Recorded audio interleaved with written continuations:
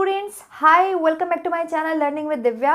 आज का टॉपिक है improving nutritional quality of food, that is भोज्य पदार्थों की पोषणीय गुणवत्ता को सुधारना। आज हम जो टॉपिक पढ़ने वाले हैं ये आपके फूड्स एंड न्यूट्रिशन का एक टॉपिक है और ये आपके टीजीटी, पीजीटी, एलटी सभी एग्जाम्स के लिए, मुख्य सेविका जो होने वाला है जब भी होगा, उन सभी एग्जाम्स के लिए ये बहुत इंपॉर्टेंट टॉपिक है।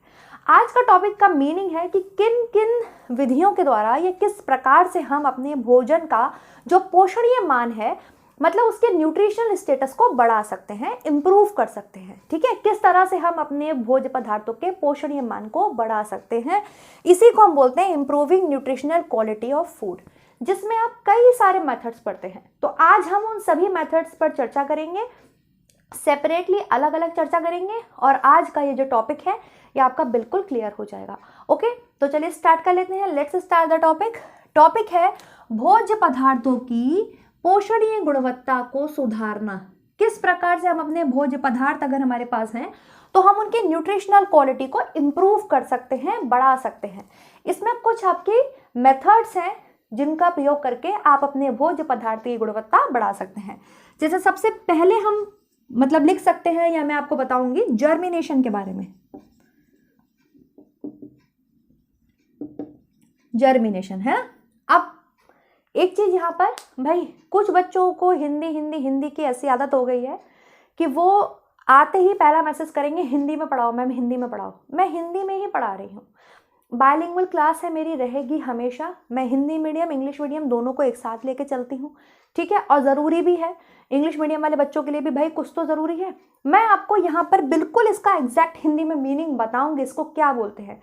आप थोड़ा सा पेशेंस के साथ बैठा करिए, थोड़ा समझने की कोशिश करा करिए। ठीक है, फिर जब आपके नंबर कटते हैं ना हिंदी इंग्लिश के चक्कर में, तब आपको मज़ा मालूम पड़ जाता है, तब आप तंतु रेशा करते रह जाते हैं। तो प्लीज़ थोड़ा सा कोऑपरेट करिए और थोड़ा सा अपने जो माइंड को है ना काम कीजिए, आराम दीजिए उसको और समझने की कोशिश कीजिए। अगर मैंने बोला है जर्मिनेशन तो मैं आपको बताऊंगी कि इसे हिंदी में अंकुरीकरण बोलते हैं।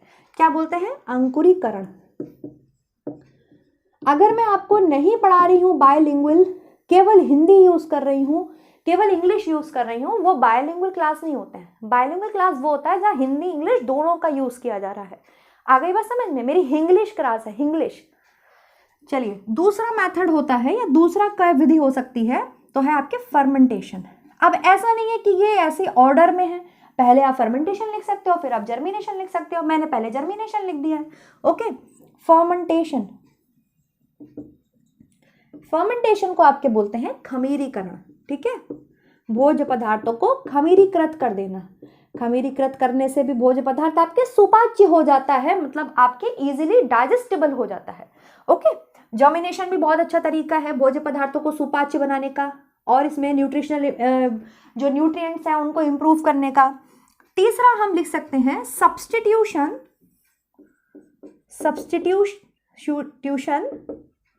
And supplementation. ठीक है, ये इसी में एक साथ लिखेंगे, एंड सप्लीमेंटेशन। ठीक, सब्स्टिट्यूशन एंड सप्लीमेंटेशन मतलब सब्स्टिट्यूशन को बोलते हैं स्थानापन्न। ठीक है, और आपके सप्लीमेंटेशन को बोलेंगे पूरकता। थोड़ा सा डिफरेंस है यहाँ पर, अभी मैं सब डिफरेंस आपको समझा दूंगी, हम अलग अलग बात करेंगे के। ठीक है, और क्या कर सकते हैं हम? Fortification and enrichment. Fortification and enrichment.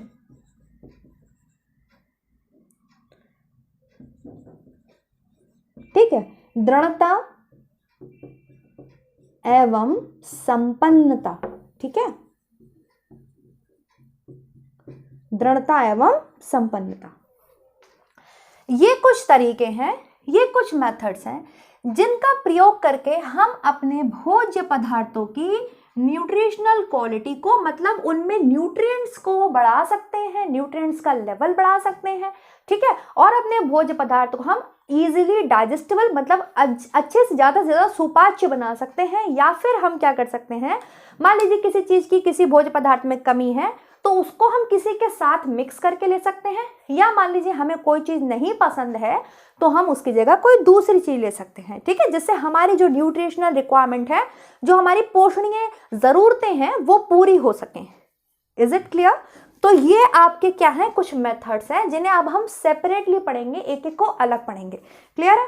तो सबसे पहले आप पढ़ेंगे जर्मिनेशन के बारे में। आई होप इतना सबने लिख लिया होगा, सबने लिख लिया होगा ना।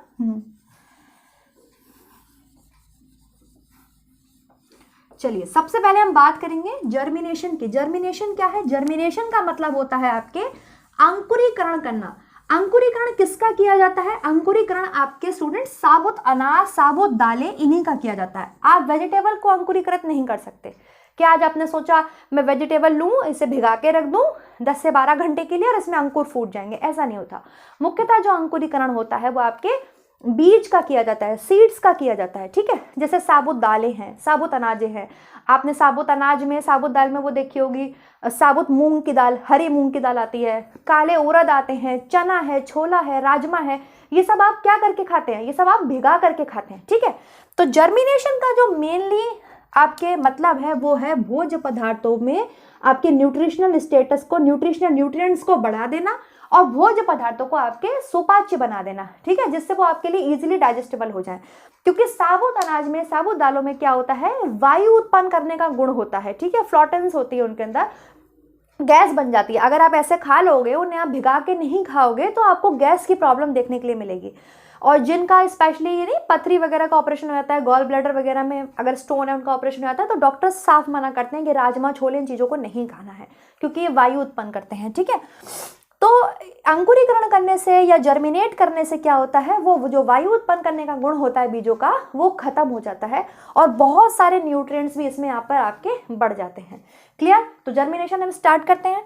तो चलिए सबसे पहले आप लिखेंगे जर्मिनेशन में, एक सेकेंड, हाँ जी, भोज्य पदार्थों की पौष्टिकता को बढ़ाने की ये एक विधि है, तो मैंने बता ही दिया, जिसके द्वारा आहार में आप बिना लागत के पोषक तत्वों को बढ़ा सकते हैं। बिना लागत के मतलब किसी भी प्रकार को आपको पैसा खर्च करने की जरूरत नहीं है। ऐसा नहीं है कि आपको यहाँ पर बहुत ज्यादा पैसा खर्च करना पड़ रहा है जिससे कि आपके भोज्य पदार्थों का पोषणीय मान बढ़ रहा है। तो बिना लागत के भोज्य पदार्थों का पोषणीय मान बढ़ाने का एक ये तरीका है जिसे हम बोलते हैं जर्मिनेशन। अब देखिए जर्मिनेशन में होता क्या क्या है आपके, जर्मिनेशन के लिए क्या क्या कंडीशंस आपके नेसेसरी हैं, या हम बोल सकते हैं कौन कौन सी कंडीशंस को क्या बोलेंगे हिंदी में, परिस्थितियां, ठीक है, कौन कौन सी परिस्थितियां जरूरी है। तो लिखिए यहाँ पर, अंकुरण के लिए, ये बहुत इंपॉर्टेंट है जो मैं आपको लिखवा रही हूं, यहां से क्वेश्चन बनता है। अंकुरण के लिए किन किन परिस्थितियों की आवश्यकताओं की जरूरत होती है, तो आप लिख लीजिए अंकुरण के लिए परिस्थितियां, ठीक है, कंडीशंस, परिस्थितियां, दैट इज कंडीशन। क्या क्या कंडीशंस हैं आपके जो अंकुरण के लिए बहुत जरूरी है? सबसे पहले लिखिए ऑक्सीजन, ऑक्सीजन होनी चाहिए, ठीक है। अंकुरण के लिए, आपके जर्मिनेशन के लिए प्रॉपर ऑक्सीजन होनी चाहिए, मतलब एरोबिक कंडीशन होनी चाहिए, ठीक है, ऑक्सीजन की मात्रा अच्छी होनी चाहिए।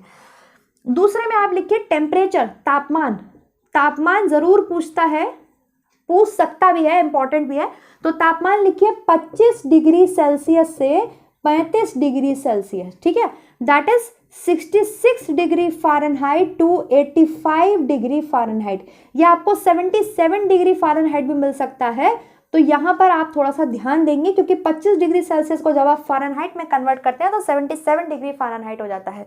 क्लियर है? लेकिन बुक्स में आपके मैंने देखा 66 भी लिखा हुआ है, तो इसलिए मैंने आपको दोनों लिखवा दिए हैं, 77 डिग्री फ़ारेनहाइट से लेके 85 degree Fahrenheit, not Celsius, 85 degree Fahrenheit. ये टेम्परेचर चाहिए।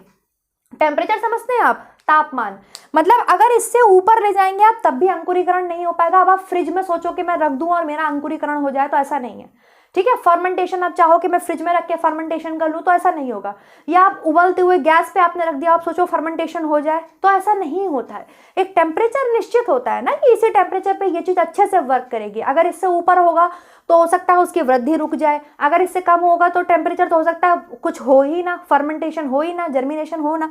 तो ये एक टेम्परेचर है, 25 डिग्री सेल्सियस से 35 डिग्री सेल्सियस तक टेम्परेचर होना चाहिए। अगर हम इसको फ़ारेनहाइट में कन्वर्ट करते हैं तो मैंने 77 होता है एग्जैक्ट, 77 से 85, लगभग रूम टेम्परेचर आपके 90 डिग्री फ़ारेनहाइट होता है, 90 to 95, है ना। तो उस मतलब उसी टेम्परेचर पर, लेकिन भैया बुक्स में टेम्परेचर दिया हुआ है इसलिए मैं आपको इस चीज़ को बता रही हूँ, ठीक है।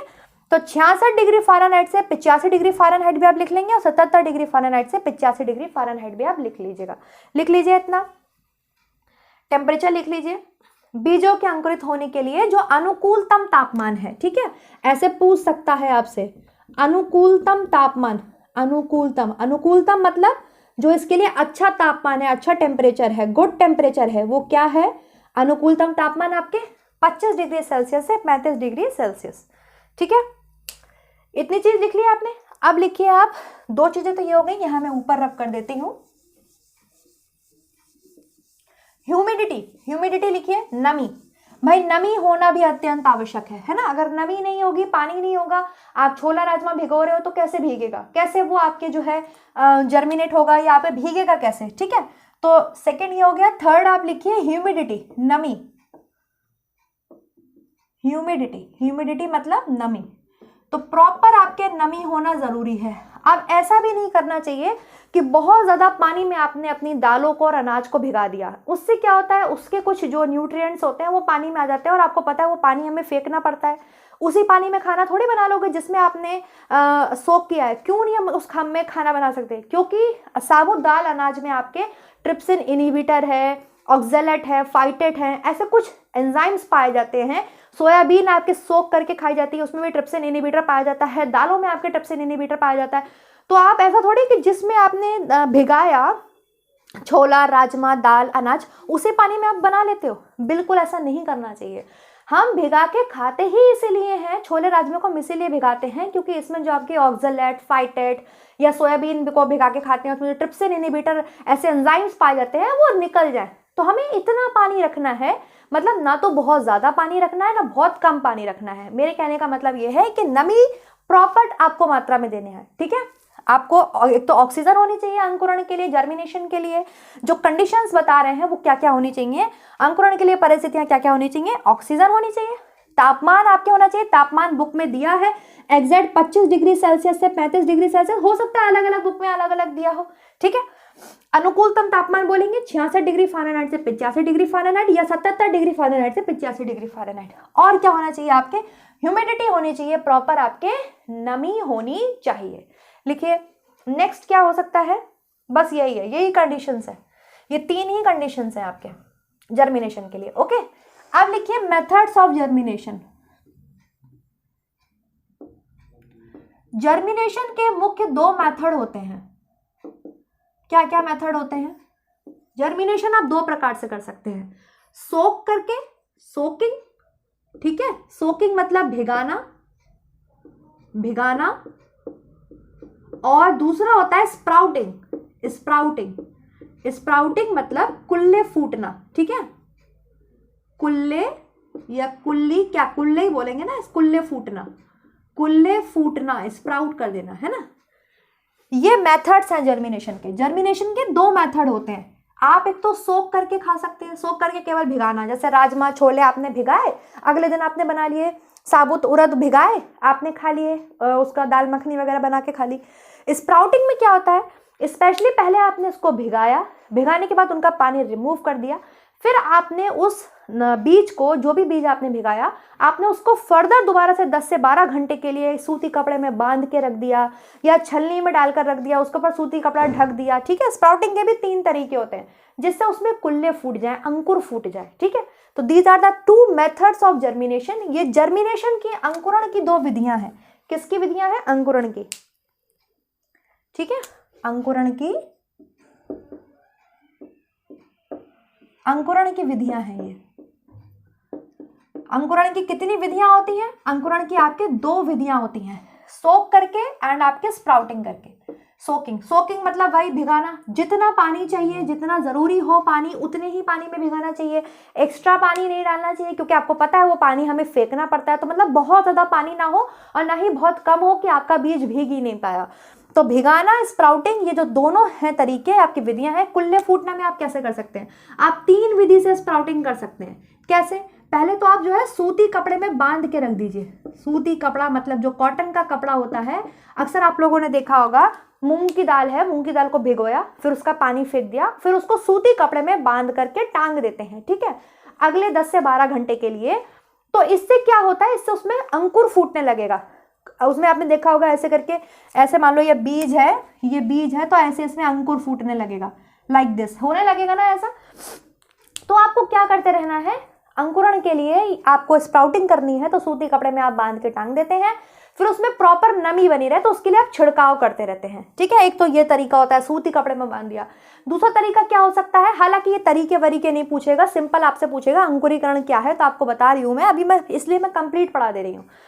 दूसरा, आपने छलनी में कर लिया और फिर छलनी को पानी से भरे बर्तन में रख दिया, ऊपर से कॉटन का कपड़ा ढक दिया, तो भी आप स्प्राउटिंग, क्योंकि नमी बनी रहे प्रॉपर, है ना, स्प्राउटिंग के लिए। तीसरा, मिट्टी के बर्तन में आपने क्या किया, कोई मिट्टी का बर्तन है, उसमें आपने अपना जो भी बीज है वो उसके अंदर रख दिया, ऊपर से सूती कपड़ा बांध दिया, और फिर मिट्टी के बर्तन को आप प्रॉपर नमी दे रहे हो, ठीक है, उसको गीला कर रहे हो।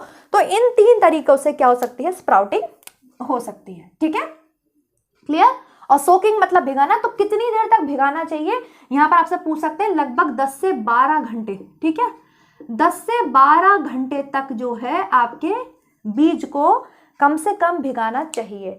यहां पर भी कुछ चेंजेस हैं, यहां पर आप लिख लीजिए, यहां पर एक और कंडीशन है वो मैं बता देती हूँ, अलग अलग दी हुई है।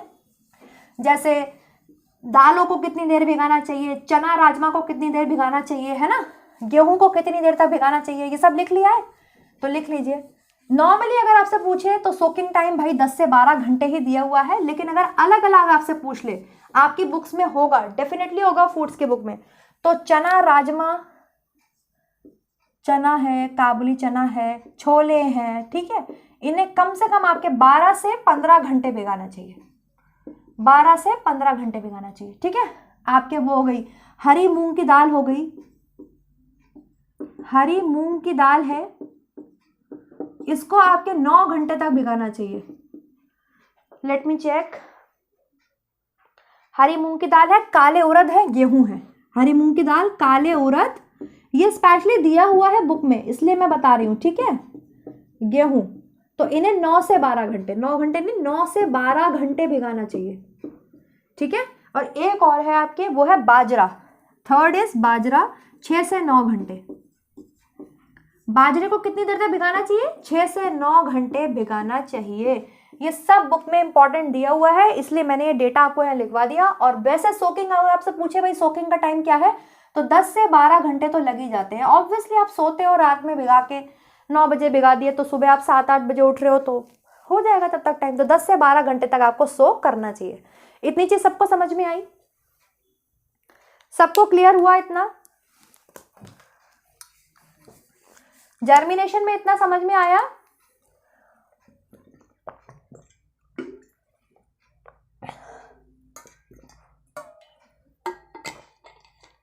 क्लियर है, चलो आगे बढ़ते हैं। जर्मिनेशन में अभी तक हमने क्या पढ़ा, जर्मिनेशन हम क्यों करते हैं, भोज्य पदार्थों के पोषणीय मूल को बढ़ाने के लिए, ठीक है। स्पेशली किस पर करते हैं ये पूछ सकते हैं, तो भाई साबुत अनाज, साबुत दाल का हम अंकुरीकरण करते हैं, जर्मिनेशन करते हैं। जर्मिनेशन के लिए क्या क्या कंडीशंस चाहिए, ऑक्सीजन होनी चाहिए, ह्यूमिडिटी होनी चाहिए, नमी होनी चाहिए प्रॉपर मात्रा में, 3 ही कंडीशंस है, एंड टेम्परेचर होना चाहिए। तो टेम्परेचर में हमें याद रखना है कितना टेम्परेचर होना चाहिए, 25 से 35 डिग्री सेल्सियस, जिसे हम 66 से 85 डिग्री फ़ारेनहाइट बोल सकते हैं। एग्जैक्ट अगर 25 सेल्सियस को आप कन्वर्ट करते हैं तो 77 डिग्री सेल्सियस हो जाता है, ठीक है। 77 डिग्री सेल्सियस से 85 डिग्री फ़ारेनहाइट आपका टेम्परेचर होना चाहिए। प्रॉपर मात्रा में ह्यूमिडिटी होनी चाहिए। अगर मैं आपसे पूछूं, क्वेश्चन बना दूं, जर्मिनेशन के लिए या अंकुरण के लिए क्या क्या परिस्थिति होनी चाहिए, तो मैं लिख दूं ऑक्सीजन, तापमान, ह्यूमिडिटी मतलब नमी, या उपरोक्त सभी। तो आप क्या आंसर करोगे, उपरोक्त सभी, क्योंकि आपको पता है कि भाई ये तीनों कंडीशंस होनी चाहिए, ठीक है। जर्मिनेशन की कितनी विधियां हैं, तो आप बताएंगे मैम अंकुरण की 2 विधियां हैं। पहली विधि है सोकिंग, मतलब भिगाना, केवल आपने भिगा के और उसके बाद निकाल के 10 से 12 घंटे भिगा करके आपने जो है उसको सब्जी या जैसे चीला वगैरह बनाना था आपने बना के खा लिया। तो चना छोले 12 से 15 घंटे तक भिगाना चाहिए, ये बुक में दिया है, इसलिए मैं यहाँ बता रही हूँ, ठीक है। हरी मूंग की दाल है, काले उड़द है, गेहूं है, तो भाई 9 से 12 घंटे भिगाना चाहिए। हालांकि कभी ऐसे क्वेश्चन नहीं पूछा जाएगा कि कौन सा कितने घंटे भिगाना चाहिए। हाँ, ये जरूर पूछ सकते हैं कि सोकिंग का टाइम कितना है, तो आप बताओगे भाई 10 से 12 घंटे भिगाना चाहिए, ठीक है। बुक्स में दिया है इसलिए मैंने ये चीज बताई है। बाजरा कितने घंटे भिगाना चाहिए? 6 से 9 घंटे आपके भिगाना चाहिए। जर्मिनेशन से क्या होता है? अब भिगाने से क्या होता है आपके, और जो स्प्राउटिंग से क्या होता है, इसको हम पढ़ेंगे एडवांटेज ऑफ जर्मिनेशन, मतलब अंकुरण के लाभ। तो नेक्स्ट हेडिंग डालिए आप, अंकुरण के लाभ, ठीक है, डालिए। जर्मिनेशंस की क्या क्या एडवांटेज है? देखिए, एडवांटेज भी होते हैं, डिसएडवांटेज भी होते हैं। डिसएडवांटेज मतलब कुछ कुछ हानि भी होती है। अब मान लीजिए 10 से 12 घंटे भिगोना चाहिए था, आप भिगाए बैठे हैं 20 घंटे, आपको ध्यान ही नहीं है, आप भिगा के भूल गए, तो क्या होगी, एक अलग ही तरीके की महक और गंदी बदबू सी आने लगेगी, है ना, झाग सा दिखने लगेगा आपको, तो वो नुकसानदायक है क्योंकि आपने ओवर सोकिंग कर दी, ठीक है, आपने ज्यादा टाइम तक के लिए सोक कर दिया। तो डिसएडवांटेज भी है, एडवांटेज भी है, लेकिन एडवांटेजेस ज्यादा है इसलिए हम पढ़ते हैं। ओके, तो लिखिए advantage of germination, advantage of germination, या आप बोल सकते हैं जर्मिनेशन के लाभ, ठीक है, अंकुरण के लाभ लिख लेना। हिंदी मीडियम वाले फिर बोलो हिंदी नहीं पढ़ाती हैं, सिर्फ अंग्रेजी बोलती रहती हैं। लिख रही हूं हिंदी में, अंकुरण के लाभ, ठीक। सबसे पहले लिखिए क्या लाभ है, सबसे पहले लिखिए भाई विटामिन सी बढ़ जाता है, विटामिन सी की मात्रा बढ़ जाती है, ये एरो ऊपर को है मतलब बढ़ जाती है, ठीक है, विटामिन सी की मात्रा इंक्रीज हो जाती है।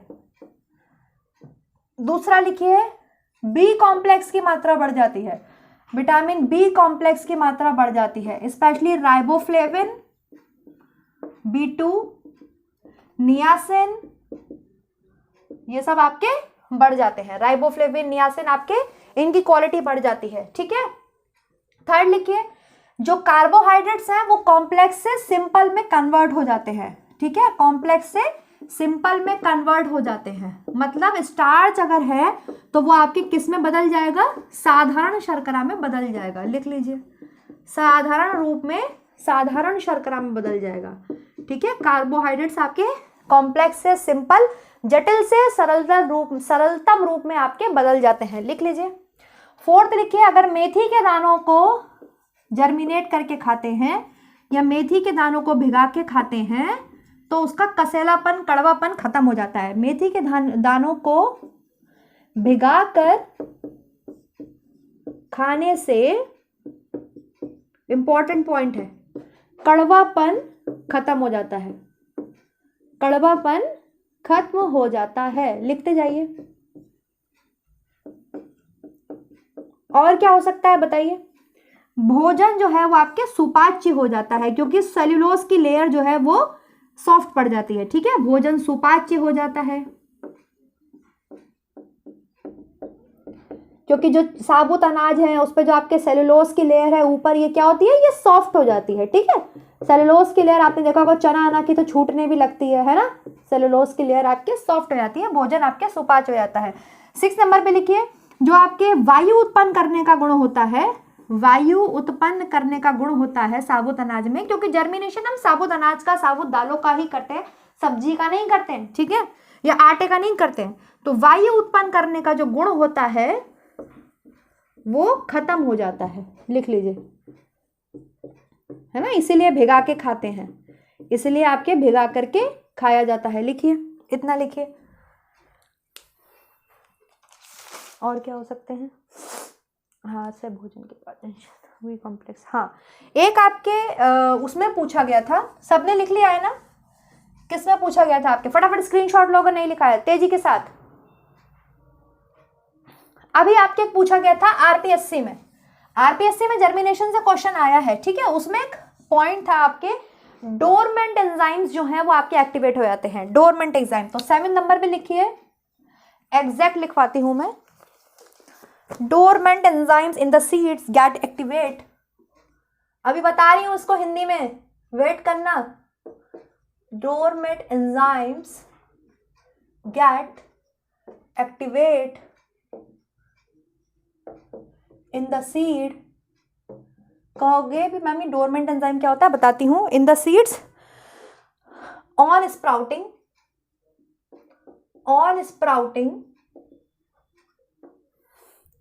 this improves digestibility and nutrient availability.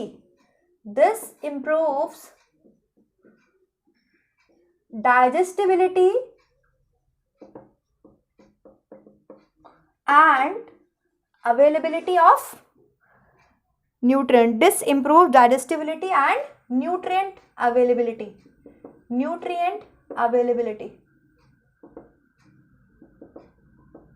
Dormant enzyme क्या होते हैं? निष्क्रिय एंजाइम, ठीक है। जो एंजाइम निष्क्रिय थे वो आपके कैसे हो जाते हैं? वो आपके सक्रिय हो जाते हैं, ठीक है। निष्क्रिय एंजाइम, डोरमेंट एंजाइम का मतलब होता है, डोरमेंट का मतलब होता है निष्क्रिय। क्या मतलब होता है डोरमेंट का? निष्क्रिय। तो लिखिए निष्क्रिय एंजाइम आपके सक्रिय हो जाते हैं, ठीक है, एक्टिवेट हो जाते हैं, सक्रिय हो जाते हैं। अगर हम किसी चीज को भिगा के खाते हैं तो उसके अंदर जो आपके निष्क्रिय एंजाइम है, जब आप भिगाते हैं तो उससे वो सक्रिय हो जाते हैं, और सक्रिय होने से क्या होता है, जो भी आपने भिगाया है वो आपके डाइजेस्टेबल हो जाएगा, मतलब जल्दी से सुपाच्य हो जाएगा और न्यूट्रिएंट्स उसमें बढ़ जाएंगे, ठीक है। एंजाइम सक्रिय होते हैं तभी तो आपके विटामिन सी की मात्रा बढ़ जाती है, विटामिन बी कॉम्प्लेक्स बढ़ जाता है ना। तो ये बहुत इंपॉर्टेंट पॉइंट है, आरपीएससी में पूछा गया था। आपके आरपीएससी में क्वेश्चन आया, जर्मिनेशन से 4 पॉइंट्स थे, उसमें से एक गलत था। गलत वो था कि जो अमाइनो एसिड्स हैं उनके रेशियो में कोई परिवर्तन नहीं होता। ऐसा नहीं होता है भाई, अमाइनो एसिड्स के रेशियो में भी परिवर्तन होता है, ठीक है। तो dormant enzymes get activated in the seeds on sprouting, this improve digestibility and nutrient availability. निष्क्रिय एंजाइम आपके सक्रिय हो जाता है, जिससे जो आपके बीज है वो आपके आसानी से सुपाच्य हो जाता है और उसके अंदर जो पोषण पदार्थ है वो बढ़ जाते हैं। नेक्स्ट लिख लीजिए आप, 8 पॉइंट लिख लीजिए, आयरन की मात्रा बढ़ जाती है, आयरन की मात्रा बढ़ जाती है, ठीक है। लिखिए आयरन की मात्रा बढ़ जाती है, लिख लीजिए। लौह लवण की मात्रा बढ़ जाती है, आयरन की मात्रा बढ़ जाती है, और बाकी लिख लीजिए पकाने में समय जो है वो कम लगता है। बस ये तो बहुत सिंपल है, ये इंपॉर्टेंट पॉइंट्स है, ये मैंने आपको बता दिए। कुछ भी लिख सकते हैं आप, भोजन आपका सुपाच्य हो जाता है, हल्का हो जाता है, और लिख लीजिए पकाने का जो समय है, आपके फूड का जो कुकिंग टाइम है वो कम हो जाता है, ठीक है। पकाने के समय में कमी आ जाती है। अब आप छोला एक ऐसे बना लो बिना भिगाए और एक भिगाया हुआ बनाओ, तो जो भिगाया हुआ है वो जल्दी पकेगा ना, और अगर आप कच्चा एकदम चढ़ा दोगे तो वो पकेगा ही नहीं। तो पकाने के समय में कमी आ जाती है, इसलिए हम दालों को भिगा करके बनाते हैं। अच्छा, दालों को जैसे भिगाया आपने, जो दाल है स्पेशली अरहर की दाल है या मूंग की दाल है, कोई भी दाल है, तो उसको पहले धो लो। धोने के बाद जिस पानी में आपने भिगाया है उसी में बनाओ, ठीक है। क्योंकि दालों को हम थोड़ी देर के लिए भिगाते हैं, लेकिन स्पेशली अगर हम छोला राजमा की बात करें तो इसे हम काफ़ी देर तक भिगाते हैं। हाँ, हरे मूंग की दाल की भी हमने बात करी, या साबुत काले उड़द की बात करी, तो साबुत काले उड़द जो होते हैं ज़्यादा हार्ड होते हैं और इनमें वो ट्रिप्सिन इनहिबिटर एंजाइम्स फाइटेट ये सब ज़्यादा पाए जाते हैं। ये भी पॉइंट बन सकता है कि फाइटेट और जो ऑक्जेलेट है वो उनकी मात्रा कम हो जाती है, ठीक है। ये भी लिख लीजिए, ये भी आपके पॉइंट बन जाएगा। या हम बोल सकते हैं जो पोषक तत्वों की मात्रा में अवरोध पैदा करते हैं वो कम हो जाते हैं। तो कुछ भी लिख सकते हैं आप, कुछ भी बना सकते हैं, बना लीजिए। हानिकारक तत्वों की मात्रा में कमी आ जाती है, एग्जैक्ट पॉइंट होगा, हानिकारक तत्वों की मात्रा में कमी आ जाती है, ठीक। मात्रा में कमी आ जाती है, बस यही है जर्मिनेशन, ठीक है। सबसे इंपॉर्टेंट है जर्मिनेशन एंड फर्मेंटेशन, यहां से क्वेश्चन जरूर बनता है। हो गया, रब कर दूं मैं, सबने लिख लिया। फाइटेट है, ऑक्जेलेट है, ये सब इन तत्वों की मात्रा में कमी आ जाती है जर्मिनेट करने से। जल्दी लिखिए। चलिए नेक्स्ट हम पढ़ेंगे फर्मेंटेशन। नेक्स्ट क्या पढ़ेंगे हम? फर्मेंटेशन। फर्मेंटेशन मतलब खमीरीकरण, ठीक है। माइक्रो ऑर्गेनिज्म की एक्टिविटी से जो है कोई भी चीज आपके फर्मेंट होती है, स्पेशली ईस्ट वगैरह होता है, वो आपके फर्मेंटेशन में बहुत हेल्प करते हैं, जिसे आप खमीरीकरण बोलते हैं। क्या बोलते हैं? खमीरीकरण। इसको लिख लीजिए एक बार फटाफट से, नेक्स्ट हेडिंग डालेंगे हम। सेकेंड है हमारा फर्मेंटेशन।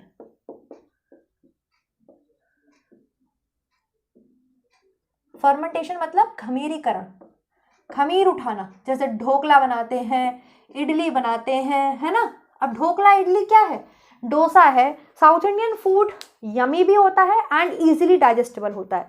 क्योंकि उसमें हम खमीर कर देते हैं, उसको हम फर्मेंट कर देते हैं, ठीक है। माइक्रो ऑर्गेनिज्म की एक्टिविटीज को बढ़ा देते हैं, जिससे हमारा जो वॉल्यूम है वो भी बढ़ जाता है, वॉल्यूम मतलब आयतन बढ़ जाता है आपके फूड का।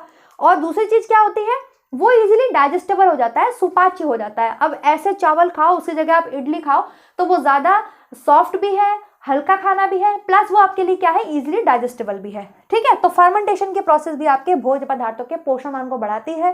फर्मेंटेशन के प्रोसेस के लिए भी आपको कुछ कंडीशंस की जरूरत होती है, जिसमें आप लिखेंगे पहला कंडीशन है आपके वही सेम टेम्परेचर, टेम्परेचर चाहिए, ठीक है।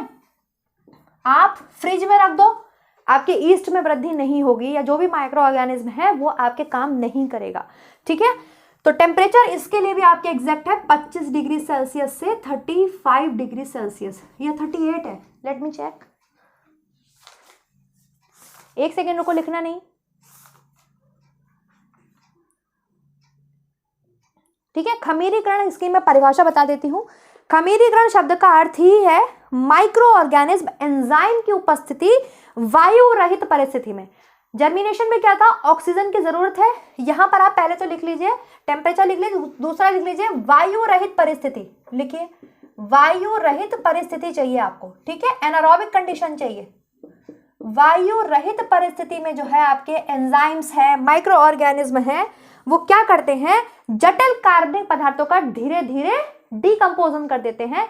जो भी जटिल कार्बनिक पदार्थ आपके अगर फूड्स में है तो उसका वो अपघटन कर देते हैं। क्या कर देते हैं, अपघटन मतलब डिकम्पोज कर देते हैं, ठीक है, उसको सरल पदार्थ में बदल देते हैं। यही चीज फर्मेंटेशन कहलाती है। फर्मेंटेशन क्या है, फर्मेंटेशन की प्रक्रिया में माइक्रो ऑर्गेनिज्म या एंजाइम आपके भोज्य पदार्थों में पाए जाने वाले जटिल कार्बनिक पदार्थों का अपघटन करके उनको सरल रूप में परिवर्तित कर देते हैं। किस परिस्थिति में, वायु रहित परिस्थिति में, ठीक है। तो इसके लिए भी आपको एक टेम्परेचर चाहिए, और वो टेम्परेचर आपके 28 से 35 लिख लो, 25 के नहीं, 28 डिग्री सेल्सियस से 35 डिग्री सेल्सियस चाहिए। प्लस इसमें पीएच चाहिए, पीएच आपके वहां पीएच नहीं था जर्मिनेशन में, यहाँ पीएच है, ठीक है। कितना पीएच है आपके, 4 to 6, ये उपयुक्त पीएच माना जाता है। उपयुक्त पीएच कौन सा होता है, सबसे ज्यादा अच्छा पीएच कौन सा माना जाता है, 4 to 6 पीएच आपके माना जाता है। लिखिए इसे, खमीरीकरण के लिए जो उपयुक्त पीएच है वो 4 से 6 के बीच में है, लेकिन आपके खमीरीकरण 2.7 से लेकर के 8 पीएच तक में हो जाता है, 8 पीएच तक में आपके हो सकता है। बट जो उपयुक्त पीएच है खमीरीकरण के लिए, जो पोटेंशियल ऑफ हाइड्रोजन आपकी चाहिए, हाइड्रोजन आयंस चाहिए, वो 4 से 6, ठीक है। उपयुक्त पीएच कितना है आपके, 4 से 6 के बीच में होना चाहिए। लिख लीजिए, बहुत इंपॉर्टेंट है ये, लिख लीजिए, ठीक है। खमीरीकरण के लिए आपके अगर इससे ऊपर जाएंगे आप, इस टेम्परेचर से ऊपर जाएंगे आप, तब भी फर्मेंटेशन नहीं होगा। आप फ्रिज में रख के फर्मेंटेशन नहीं कर सकते, खमीरीकरण नहीं कर सकते, ठीक है। फ्रिज में रख के दूध से दही जमा के दिखाना, ठीक है, और आग पे रख के दूध से दही जमा के दिखाना। जाड़ों में क्या होता है, स्पेशली हमें थोड़ा सा ज्यादा गर्म करना पड़ता है, क्योंकि इतना टेम्परेचर बाहर ठंडा है, तो हमें थोड़ा गर्म करके हम दही को जमाते हैं, है ना। और गर्मियों में क्या करते हैं हम, ऐसे ही दूध को जो है, ऐसा तो नहीं ना कि फ्रिज से निकाल के दूध हम जमा देते हैं, फ्रिज से निकाल के दूध जमा के दिखाना, कभी नहीं जमेगा। गर्मियों में हम नॉर्मल टेम्परेचर पे जो हमारे दूध है उसमें हम दही का जामन डालते हैं और हमारा दूध जल्दी जम जाता है। जबकि जाड़ों में क्या होता है, क्योंकि माइक्रो ऑर्गेनिज्म की ग्रोथ जो होती है जाड़ों में, सर्दियों में कम हो जाती है, ठीक है। तो हल्का सा हमें हमारे दूध को गर्म करना पड़ता है और फिर हम उसमें जामन लगाते हैं, वो हमारा जम जाता है। तो दूध से दही का जमना, गन्ने से आप सिरका बना रहे हो, ये सब फर्मेंटेशन के ही एग्जाम्पल्स हैं, ठीक है। अब दूध जो होता है वो इजिली डाइजेस्टेबल नहीं होता बूढ़े लोगों में, तो कहा जाता है कि भाई अब आप क्या खाओ, दही खाओ, है ना, मठा खाओ, क्योंकि ये सब क्या है, ये इजिली डाइजेस्टेबल है। समझ में आ रही बात। तो यही है खमीरीकरण, और इसके लिए भी आपके कुछ कंडीशंस चाहिए। कौन कौन सी कंडीशंस चाहिए, यहाँ लिख लीजिए, ये तीनों कंडीशंस है। कैसी कंडीशंस चाहिए, कंडीशंस चाहिए कि भाई टेम्परेचर इतना होना चाहिए, वायु रहित परिस्थिति होनी चाहिए, पीएच कितना होना चाहिए, 4 से 6 के बीच में, 4 से 6 के बीच में उपयुक्त पीएच होना चाहिए। और लास्ट पॉइंट तो वही होगा भाई, ह्यूमिडिटी होनी चाहिए, हल्की फुल्की नमी तो होनी चाहिए, है ना, ह्यूमिडिटी, आर्द्रता होनी चाहिए, आर्द्रता व नमी होनी चाहिए। लिख लीजिए, फटाफट से लिख लीजिए। कुछ नमी की आवश्यकता भी आपके होती है, उसमें ज्यादा थी जर्मिनेशन में, लेकिन इसमें भी आपके नमी की आवश्यकता है, आप इसको इग्नोर नहीं कर सकते। ओके, चलो भाई आगे बढ़े, रब कर रही हूं मैं फटाफट से। अब आप एडवांटेज लिखेंगे फर्मेंटेशन की। फर्मेंटेशन से क्या क्या होता है, तो फर्मेंटेशन से भी सेम आपके विटामिन बी कॉम्प्लेक्स की मात्रा बढ़ जाती है, राइबोफ्लेविन, नियासिन, बायोटिन सब बढ़ जाते हैं, ठीक है, सबकी मात्रा आपके बढ़ जाती है। बी कॉम्प्लेक्स आपके स्पेशली क्या होते हैं, बढ़ जाते हैं फर्मेंटेशन से भी। फूड आपके कैसा हो जाता है, इजीली डाइजेस्टेबल हो जाता है, सुपाच्य हो जाता है। तीसरी चीज क्या लिख सकते हैं आप, कि विविधता ला सकते हैं आप अपने खाने में, है ना, विविधता मतलब डाइवर्सिटी ला सकते हैं आप, अलग अलग चीजें ला सकते हैं, जैसे आप आज डोसा बना सकते हैं, इडली बना सकते हैं, कुछ भी बना सकते हैं। और क्या हो सकता है पोषक मूल्यों में बताइए, हाँ, खमीरीकरण की प्रक्रिया से भोजन आपके सुपाच्य हो जाता है, जल्दी पचता है, ये सब तो आप क्वेश्चन भी करते हैं, तो लिख लीजिए क्या होता है, बी कॉम्प्लेक्स बढ़ जाते हैं, है ना, बी कॉम्प्लेक्स आपके इंप्रूव हो जाते हैं। कौन कौन से इंप्रूव हो जाते हैं, riboflavin, vitamin B2, niacin, biotin, vitamin H, लिख लीजिए, ये सब आपके बढ़ जाते हैं, इनकी मात्रा बढ़ जाती है। फूड डाइजेस्टेबल हो जाता है, सुपाच्य हो जाता है, आपके आसानी से पच जाता है, खमीरीकरण से पाचनशीलता बढ़ती है ना, सुपाच्य हो जाता है, पाचनशीलता बढ़ती है। और लिखिए इसका यूज स्पेशली आपके खमीरीकरण के प्रोसेस का यूज आपके विटामिन बनाने की फैक्ट्रीज में किया जाता है। बहुत इंपॉर्टेंट क्वेश्चन, विटामिन बनाने की फैक्ट्री में किसका प्रयोग करते हैं, तो विटामिन बनाने की फैक्ट्री में आपके फर्मेंटेशन प्रोसेस का यूज किया जाता है ना, फैक्ट्री में किया जाता है। और क्या हो सकता है और बताइए, जल्दी जल्दी से आप लोग भी बताते चलिए कमेंट बॉक्स में। और भी क्या हो सकता है, भोज्य पदार्थ सुपाच्य हो जाते हैं, भोज्य पदार्थों को रुचिकर स्वादिष्ट बनाता है, भोज्य पदार्थों के आयतन में वृद्धि होती है। बिल्कुल भाई, जब आप डोसे का बैटर बनाते हो ना, तो डोसे के बैटर को आप जब फर्मेंट होने के लिए रखते हो तो उसमें खूब सारा हो जाता है वो, तो भोजन के आयतन में वृद्धि हो जाती है ना, क्योंकि खमीरीकरण से जो गैसें होती हैं वो भोज्य पदार्थों का आयतन बढ़ा देती हैं। जितनी गैसें बनेंगी उतना ज्यादा आपके भोजन का आयतन होगा। विटामिन बनाने वाली फैक्ट्री में यूज करते हैं, भोज्य पदार्थों के संरक्षण में, प्रिजर्वेशन में भी आप फर्मेंटेशन का यूज करते हैं, ठीक है। चलिए बस इतना इंपॉर्टेंट था। इसेंशियल अमाइनो एसिड्स की उपलब्धि हो जाती है। यहाँ पर एक पॉइंट बहुत इंपॉर्टेंट है आपके, कि इसेंशियल अमाइनो एसिड्स बढ़ जाते हैं, ठीक है, इसेंशियल अमाइनो एसिड्स में बढ़ोतरी होती है फर्मेंटेशन से, लिख लिया। चलिए अब जो बाकी के 3 हैं वो बहुत छोटे छोटे से हैं और बहुत इजी हैं, उनको हम देख लेते हैं। ओके चलो स्टार्ट करते हैं।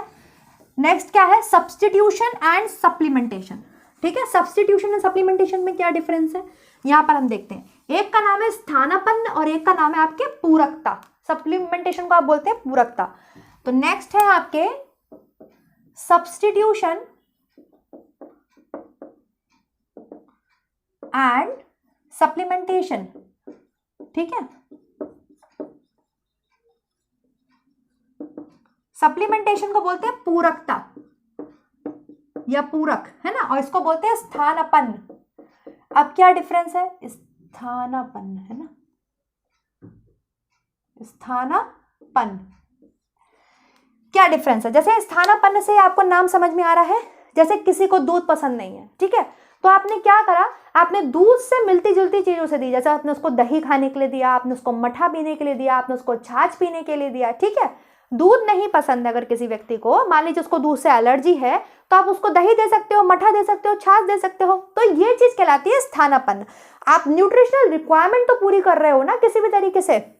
मान लो आपको आज सादे राइस खाने का मन कर रहा है, तो आपने मटर पुलाव बना लिया, तो आपने मटर पुलाव बना लिया, मटर पनीर बना लिया, या कुछ भी आपने ऐसा बना लिया जो आपके न्यूट्रिशनल रिक्वायरमेंट को पूरा कर रहा है। मतलब आपने चेंज कर लिया, कह रहे चलो इसके बजाय ये खाते हैं, इससे मुझे अच्छा न्यूट्रिएंट भी मिलेगा, तो उसी को बोलते हैं हम स्थानापन्न। एग्जैक्ट डेफिनेशन सुननी है तो लो, स्थानापन्न की एग्जैक्ट डेफिनेशन सुन लो। स्थानापन्न से तात्पर्य है एक भोज्य पदार्थ को उसका रूप बदलकर दूसरे रूप में भोजन की तरह ग्रहण करना। एक भोज्य पदार्थ को उसका रूप बदलकर, जैसे मुझे दूध पीना पसंद नहीं है तो मैं गर्मियों में खूब छाछ पीती हूँ, है ना, दही खाती हूँ, रायता बना के खाती हूँ। अगर मैं दही भी ऐसे नहीं खा सकती तो मैं उसको रायता बना के खा सकती हूँ। इसी चीज को बोलते हैं स्थानापन्न, ठीक है। एक भोज्य पदार्थ का उसको दूसरे रूप में बदलकर ग्रहण करना। साथ ही इस बात का आप ध्यान भी रखें कि वह भोज्य पदार्थ में आपके पोषक तत्वों की हानि ना हो।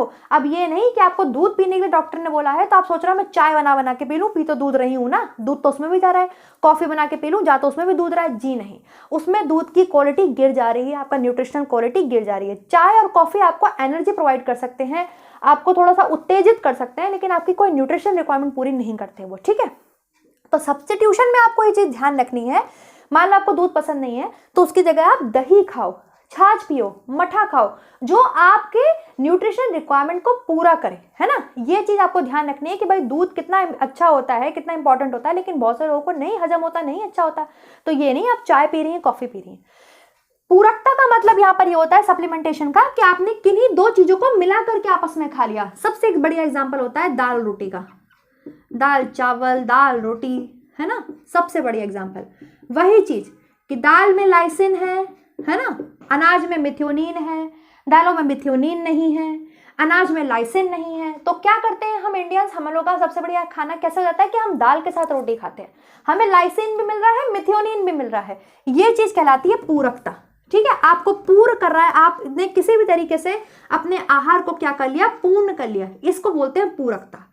स्थानापन्न में क्या किया आपने, दूध के स्थान पर, है ना, दूध के स्थान पर आपने क्या ले लिया, दूध के स्थान पर आपने दही ले लिया, ठीक, छाछ ले ली, मट्ठा ले लिया, ये कर लिया आपने, बस। इसमें ये चीज आपको ध्यान रखनी है दोनों में। सप्लीमेंटेशन पूरकता में क्या है, सेम, आपने दाल के साथ में रोटी खा ली, है ना, दालों में लाइसिन नहीं है तो कोई बात नहीं, सॉरी अनाज में लाइसिन नहीं है तो कोई बात नहीं, दाल पी रहे हैं हम साथ में, लाइसिन हमें मिल रहा है, दाल में मिथ्योनिन नहीं है कोई बात नहीं, हम भैया अनाज खा रहे हैं साथ में तो हमें मिथ्योनिन मिल रहा है। इट इज कॉल्ड सप्लीमेंटेशन, मतलब पूरकता। क्लियर है, और सब्स्टिट्यूशन क्लियर है। नेक्स्ट बचता है आपके फोर्टिफिकेशन एंड एनरिचमेंट। लिख लीजिए वो भी क्या है। फोर्टिफिकेशन मतलब होता है किसी चीज को, किसी भी भोज्य पदार्थ को किसी भी न्यूट्रिएंट के साथ दृढ़ करना। जैसे सबसे बढ़िया एग्जांपल है आपके नमक, है ना, NaCl सॉल्ट, जो कि आपके आयोडीन के साथ क्या करा जाता है, फोर्टिफाइड किया जाता है। क्योंकि बहुत से लोग आपके पहाड़ों पर भी रह रहे हैं, मैदानी एरियाज में भी रह रहे हैं, आयोडीन की कमी से घेंगा नामक रोग होता है। तो उस भयानक रोग से बचने के लिए आयोडीन का यूज थायराइड ग्लैंड करती है, तो उसको नमक के साथ फोर्टिफाइड कर दिया है कि भाई नमक तो हर आदमी खाता है, खाने में नमक तो हर आदमी डालता है, तो आयोडाइज सॉल्ट खाओ, उसको बोलते हैं फोर्टिफिकेशन। ठीक है, क्या बोलते हैं, फोर्टिफिकेशन। सप्लीमेंटेशन का एक आपके एग्जांपल और है, जैसे वो बाल आहार, माल्ट आहार, जो कि आपके CFTRI बनाती है, central food technological research institute 1950, वो आपके जो है आपसे क्वेश्चन पूछा जा चुका है, जो कि बाल आहार और माल्ट आहार बनाती है, वो आपके सप्लीमेंटेशन का ही एग्जांपल है। ठीक है, पूरा का आहार देती है बच्चों को, जिसमें वो मूंगफली का आटा, चने का आटा, कई सारे आटे को मिक्स करके जो है बच्चों की न्यूट्रिशन रिक्वायरमेंट को पूरा करते हैं। तो सप्लीमेंटेशन में वो आएगा, पूरकता में वो आ जाएगा। ठीक है, फोर्टिफिकेशन में क्या होता है, फोर्टिफिकेशन क्या है, फोर्टिफिकेशन मतलब दृढ़ कर देना है। ठीक है, किसी चीज के साथ आपने किसी भोज्य पदार्थ को किसी भी न्यूट्रिएंट के साथ दृढ़ कर दिया। फॉर एग्जांपल आपके सॉल्ट, सॉल्ट को आपने आयोडीन के साथ क्या कर दिया, दृढ़ कर दिया, जिससे कि आपके घेंगा नामक जो बीमारी है वो ना हो सके। पॉलिश किए हुए राइस में थाइमीन नहीं होता, तो पॉलिश राइस ना ही खाओ, बाकी राइस को थाइमीन के साथ दृढ़ कर दो, है ना, राइस को थाइमीन के साथ दृढ़ कर दिया। पॉलिश राइस में आपके थाइमीन नहीं पाया जाता, तो ऐसी चीज करना कहलाती है आपके फोर्टिफिकेशन, मतलब दृढ़ता। ब्रेड को लोग फोर्टिफाइड करते हैं। एक आपके आता है ना मिक्स आटा खाओ, पतंजलि का भी आता है, कई ब्रांड्स का आता है मिक्स्ड आटा, तो उसमें वो गेहूं का, चने का, दाल का, काफी सारे आटा को मिक्स करके देते हैं, उसको फोर्टिफिकेशन बोलते हैं। सबसे बढ़िया एग्जांपल दही इसका यही है, सॉल्ट का। आयोडीन को आपने क्या कर दिया, आयोडीन से नमक को आयोडाइज कर दिया, फोर्टिफाइड कर दिया। एंड द लास्ट होता है आपके एनरिचमेंट, मतलब संपन्नता। जब कभी भी फूड की प्रोसेसिंग करते समय फूड में से न्यूट्रिएंट का लॉस हो जाता है। ठीक है, भोज्य पदार्थों को हम बना रहे हैं, मान लीजिए पैकिंग कर रहे हैं, भोज्य पदार्थों को बना रहे हैं, और भोज्य पदार्थों से क्या हो रहा है, आपके न्यूट्रिएंट का लॉस हो जा रहा है, तो फिर उसको क्या करना, न्यूट्रिएंट से रिच कर देना। ठीक है, एक एग्जांपल मेरे दिमाग में आ रहा है, जैसे फोर्टिफिकेशन का एक एग्जांपल और बनेगा, मिल्क पाउडर। मिल्क पाउडर भी बनेगा।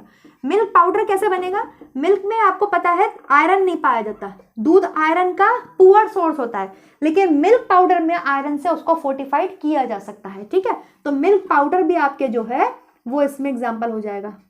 दूध का पाउडर नहीं होता है, दूध का पाउडर बिल्कुल डिहाइड्रेशन कर देना, दूध से एकदम नमी को सुखा देना और दूध का पाउडर बना देना, खूब आता है, बच्चों को पिलाया जाता है, बड़े भी पीते हैं दूध का पाउडर।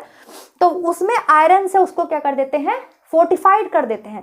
वैसे तो दूध में आयरन पाया नहीं जाता है, लेकिन मिल्क पाउडर को आयरन से फोर्टिफाइड कर देना ही फोर्टिफिकेशन के एग्जाम्पल्स में आ जाएगा। एनरिचमेंट में क्या होता है, फूड की प्रोसेसिंग कर रहे हैं, भोजन को हम बना रहे हैं, हम किसी डिब्बा बंद भोज्य पदार्थ की बात करें या हम कुछ भी ऐसे भोज्य पदार्थ की बात करें जो बनाते समय, उसकी प्रोसेसिंग करते समय फैक्ट्रीज में उसमें से न्यूट्रिएंट का लॉस हो गया, तो हम एनरिचमेंट के थ्रू क्या कर सकते हैं, संपन्न कर सकते हैं फूड को, ठीक है, संपन्नता ला सकते हैं। इसके एग्जांपल्स देखती हूं मैं, एक सेकेंड।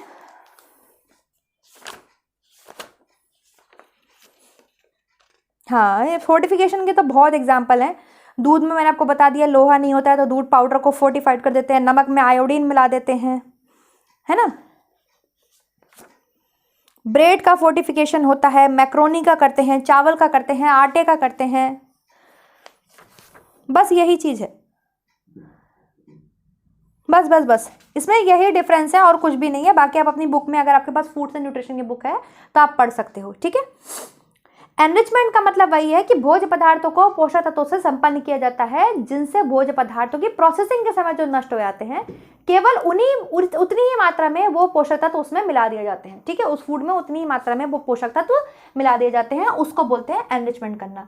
तो बस यही आपके जो थे पांचों आपके क्या थे, मेथड्स थे, किस चीज के, भोजन का पोषणीय मान बढ़ाने के ये विधियां थी। सबसे पहले हमने पढ़ी जर्मिनेशन, अंकुरण करना जिसे हम कहते हैं। अंकुरण क्या है, और ये सभी आपके जो है अंकुरण है और फर्मेंटेशन है, ये तो बहुत ज्यादा आपके सस्ते, आपके क्या कह सकते हैं आप, माध्यम है, सभी आपके सस्ते माध्यम है, चाहे सब्स्टिट्यूशन की बात करो, सप्लीमेंटेशन की बात करो, सभी आपके ऐसे माध्यम है जो सस्ते हैं। हाँ हाँ, ये मुझे लगता है कमर्शियल लेवल पे ज्यादा है, जैसे फोर्टिफिकेशन है, एनरिचमेंट है, बट ऐसा कुछ नहीं है, आप इसको समझने की कोशिश करो। जर्मिनेशन से क्या हो रहा था, अंकुरण हम क्यों कर रहे थे, साबुत अनाज को सुपाच्य बनाने के लिए, ठीक है, साबुत अनाजों में से अगर गैस वायु बनाने का उनके अंदर गुण है तो वो खत्म करने के लिए और पोषक तत्वों को बढ़ाने के लिए। विटामिन सी की मात्रा बढ़ रही थी, बी कॉम्प्लेक्स की मात्रा बढ़ रही थी, आयरन की मात्रा बढ़ रही थी, ठीक है, इसके साथ साथ मेथी के दानों का कड़वापन दूर हो रहा था।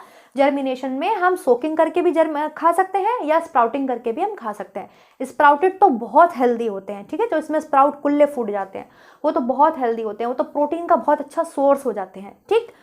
और आपके डोरमेंट एंजाइम्स उसमें बढ़ जाते हैं जर्मिनेशन में, निष्क्रिय एंजाइम्स की जो सक्रियता है वो बढ़ जाती है। दूसरा हमने पढ़ा आपके फर्मेंटेशन। फर्मेंटेशन में क्या है भाई, माइक्रो ऑर्गेनिज्म जो प्रेजेंट है या जो एंजाइम प्रेजेंट है आपके फूड के अंदर, उसकी एक्टिविटीज को आप बढ़ा रहे हैं, जिससे जो कॉम्प्लेक्सिटी है, फूड अगर जटिल है तो वो सरलता रूप में बदल जाए, तो उसी को हम फर्मेंटेशन बोलते हैं। जैसे दूध से दही जम गया, गन्ने से आपने सिरका बना लिया, ये सब आपके फर्मेंटेशन के एग्जाम्पल हैं। क्लियर है।